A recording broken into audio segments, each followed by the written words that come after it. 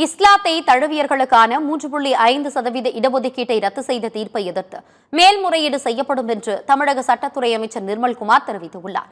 மதுரையில் செய்தியாளர்களை சந்தித்தவர் தாவேக அரசு அமைய உடைத்தவர்களுக்கு பொறுப்பு கொடுப்பதில் என்ன தவறு என்று கேள்வி எழுப்பினார். மேலும் தமிழக அரசின் டெல்லி பிரதிநிதியாக நியமிக்கப்பட்டுள்ள வெங்கட நாராயணா கன்னடர் அல்ல, ஆந்திராவை சேர்ந்தவர் என்று விளக்கம் அளித்தார்.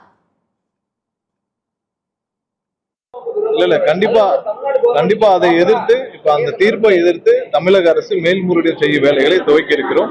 கண்டிப்பாக அந்த தீர்ப்பை எதிர்த்து நம்ம தமிழக அரசு மேல்முறையீடு செய்யும். இந்த தீர்ப்பை எதிர்த்து நம்ம தேவையான அனைத்து நம்ம அவசரமாக அந்த வழக்கு எடுக்கப்பட்டது. நம்மளும் போதுமான அளவு நம்ம வழக்கறிஞர்களை நியமித்து அதுக்கான அறிவுரை கூடியிருந்தோம்.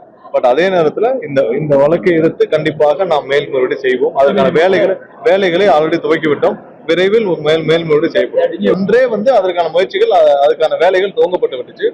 அதுக்கான வேலைகளும் அன்றே துவங்கப்பட்டு கண்டிப்பா நம்ம மேல்முறையீடு இன்னும் ஒரு சில நாட்களில் நம்ம ஃபைல் பண்ணிடுவோம். இது ஒரு தவறான நபருக்கு கொடுக்கப்படவில்லை. அது கர்நாடகத்தை சேர்ந்த நபர் இல்ல, அவர் ஆந்திராவை சேர்ந்த அங்க போய் தொழில் தான் செஞ்சுட்டு இருக்காரு. அதெல்லாம் அவங்க யார் நம்பிக்கையாக இந்த அரசை கொண்டு வருவதற்காக உறுதியாக இப்ப ஒண்ணு இல்ல, இந்த அரசை கொண்டு வருவதற்கு கொள்கை முடிவுகள் இந்த கொள்கை தலைவர்கள் இந்த அரசுடைய கட்சியோட கொள்கை தலைவர் அனைத்தையும் முடிவு செய்தவர்கள் ஆலோசகர்கள் எந்த தப்பும் கிடையாது. யாரெல்லாம் எந்த பொறுப்புக்கு பொருத்தமா இருப்பாங்களோ அவங்களதான் நியமிச்சிருக்காங்க. யாரும் பொருத்தமில்லாதவர்கள் யாரும் நியமிக்கப்பட்டவர்கள்